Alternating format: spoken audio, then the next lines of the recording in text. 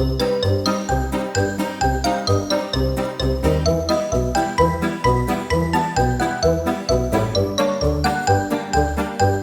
nandito na naman po pala tayo sa another episode ng Agilas SMP Season 1.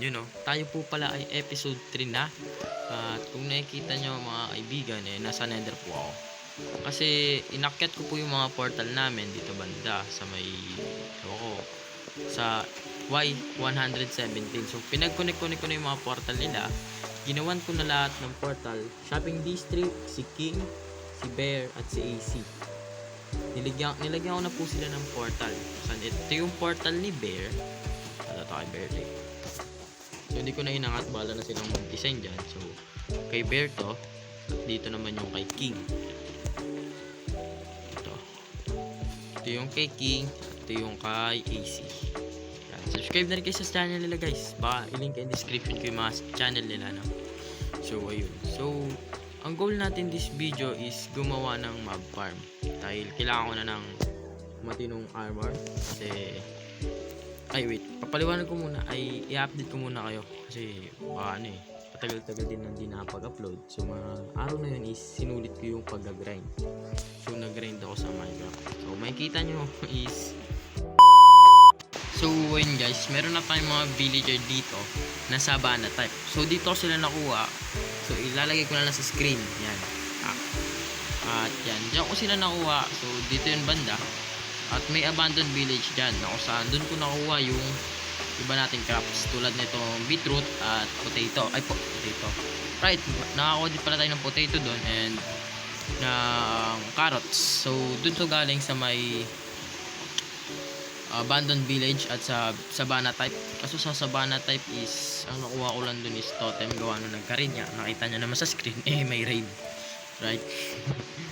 So nakakuha akong totem at nasira din yung totem na yun kasi na-AFK ako at namatay.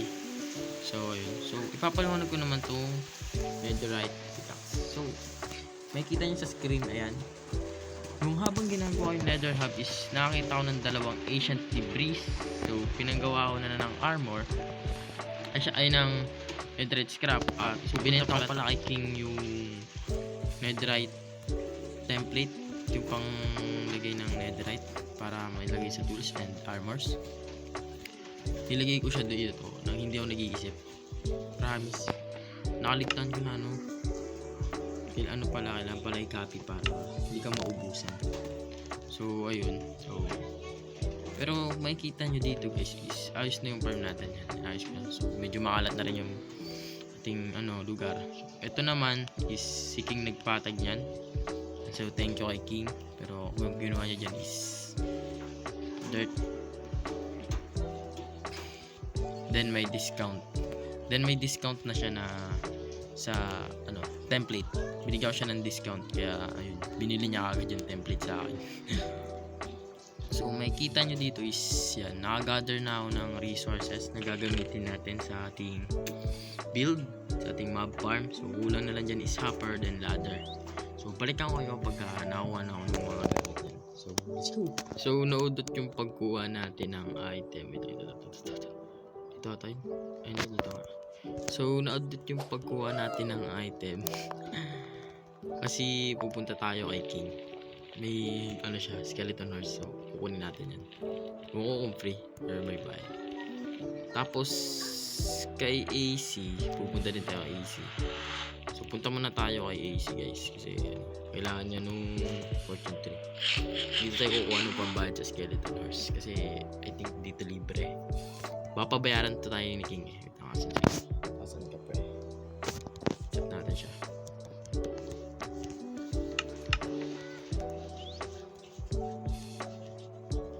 Asan ka pre?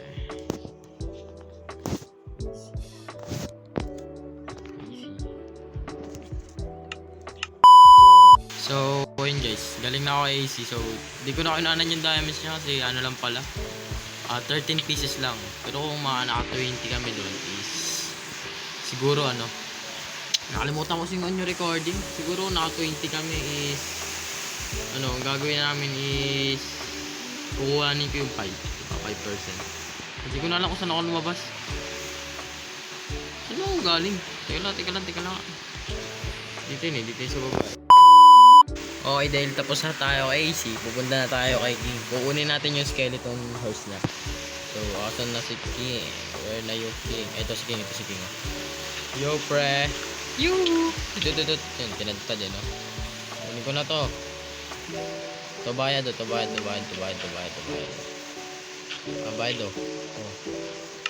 Ang bayad ko, akin na to, ah. Akin na to, ah.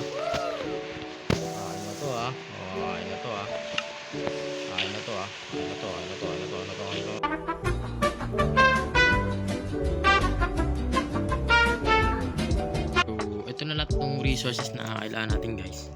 Sa chest na to. So, ito. Bali, ang kulang na lang dito is yung torch. Torch na lang kulang natin. Kasi slab dapat yung nasa taas nito, pero sa tingin ko mas sobrang gastos nun. Kaya ang gagawin ko is torch na lang, pero siguro ano na lang yan, may ako na gagawin yung torch. I-build ko muna yung platform sa taas para may lagay na natin. So pataas yung gagawin natin map farm. So mga old design na itong gagawin natin. So classic design ng map farm. So ito yung mga map farm na mga dati kong pinapanood yung win. So i-build ko siya dito. Siguro ito timelapse na lang natin to. So let's go.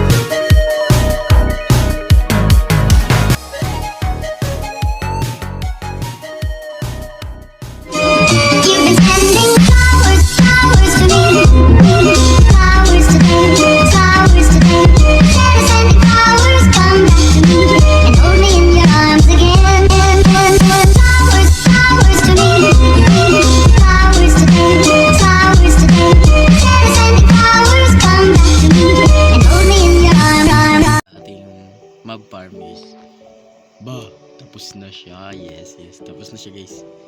Pero unfortunately wala pang nag-i-spawn ng mobs, di ko alam. Pero tapos na yan at ginawan ko na ng spider proof. So check ko na lang kung anong problema sa loob. Baka may problema pa sa loob. So yun, kasi medyo pagod na rin ako. Marami din ako ginawa kasi. So, ito yung update. Yan, tapos na siya. So baka dito ko na lang tapusin itong video, guys. So may naglaglag. Yun o, diba? Meron na siya. So baka dito na lang ang video natin sa araw na ito, guys. So mag-subscribe na kayo at pindutin nyo na rin ang notification bell para ma-update kayo sa ating mga future videos. So hanggang dito lang. Hanggang sa muli. Bye bye.